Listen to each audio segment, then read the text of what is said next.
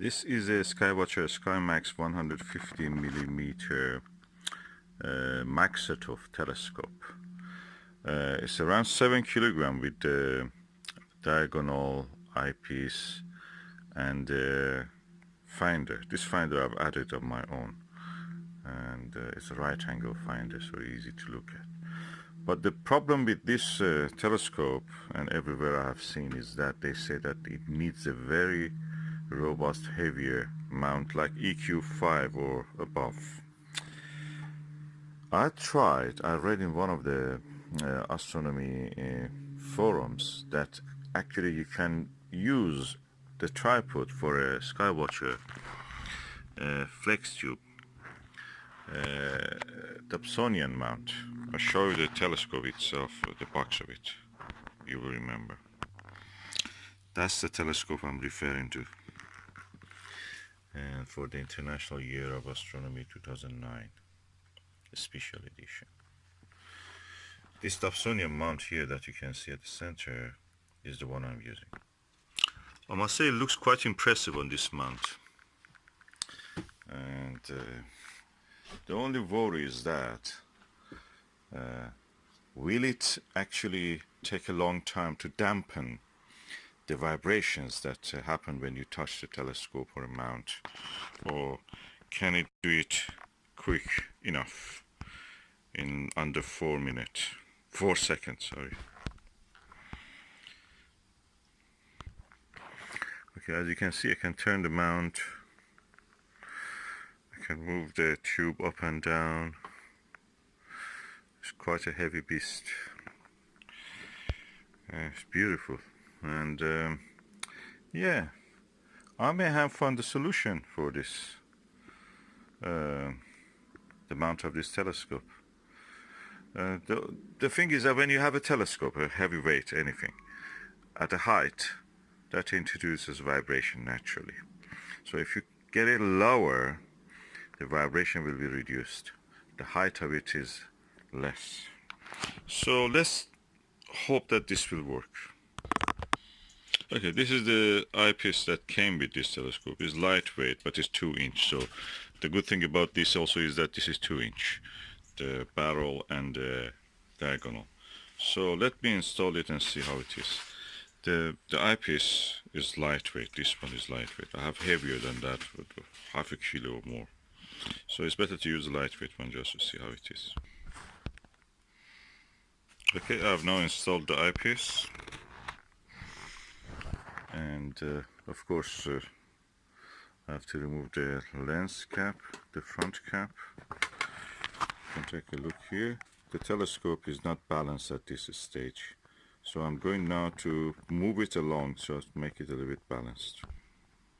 Okay, the eyepiece added some weight to it, so I had to balance it. I moved it slightly toward this direction, so the weight in this direction will be equal to the weight this direction. That's the fulcrum. The center of the gravity, you can call it also. And hopefully that will stay, so I can move it up and down and to the left and right. So let me target something.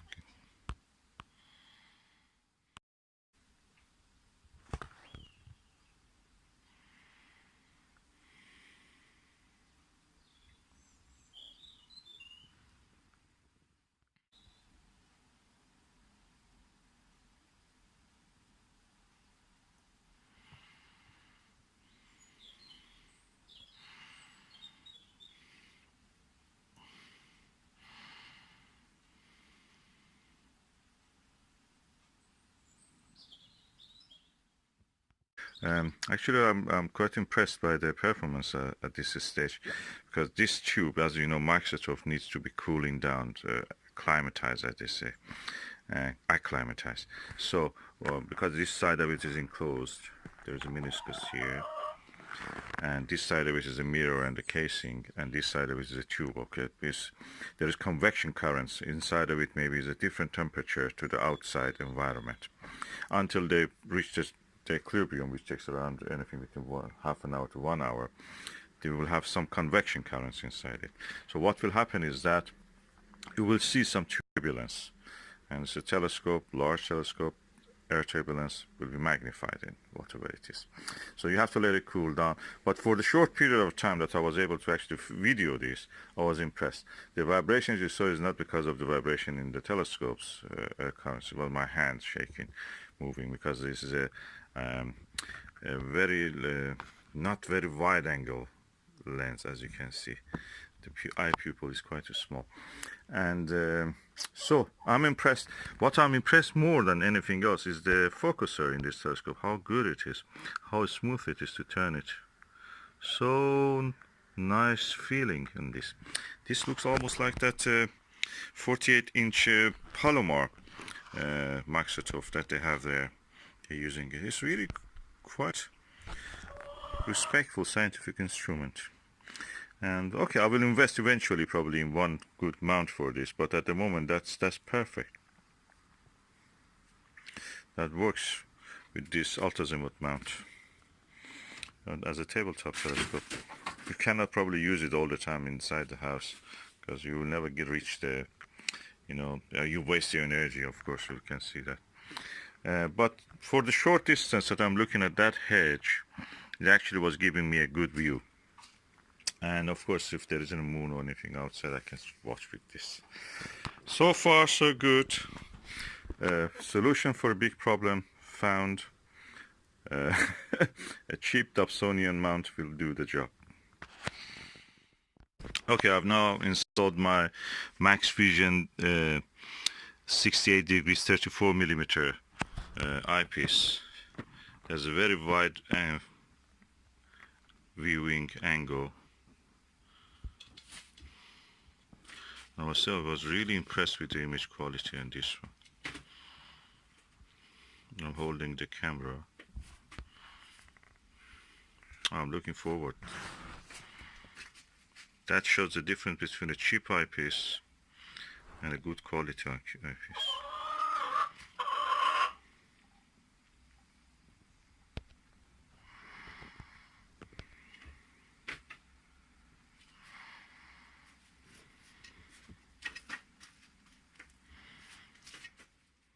I think I will use the Maxvision with this. It goes better. It gives a better result. Looks heavier. Adds at least half a kilo to the weight. But what the heck? That's a good telescope. Needs good eyepiece.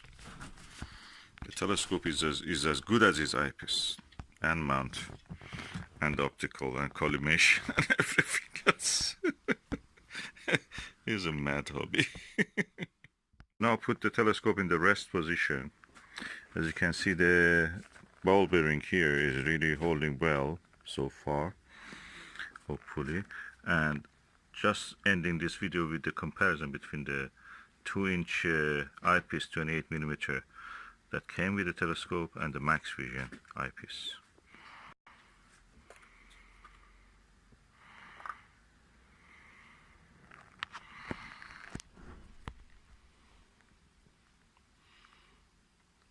Sometimes the size probably matters. And as an extra measure, I lowered the tube so it will not touch but just be close enough to the bottom of the base of the Dobsonian mount. We will see how it will all done. So far so good.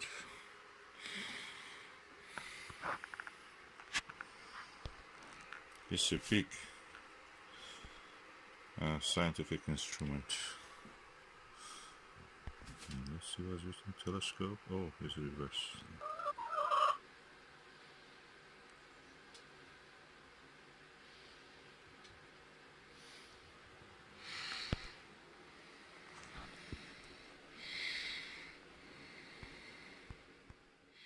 The important part of this Dobsonian mount is this ball bearing here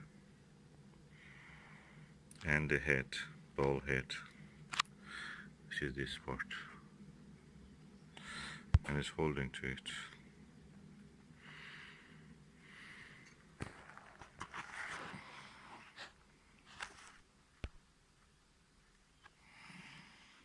This has the capacity for 10 kilograms, I've read.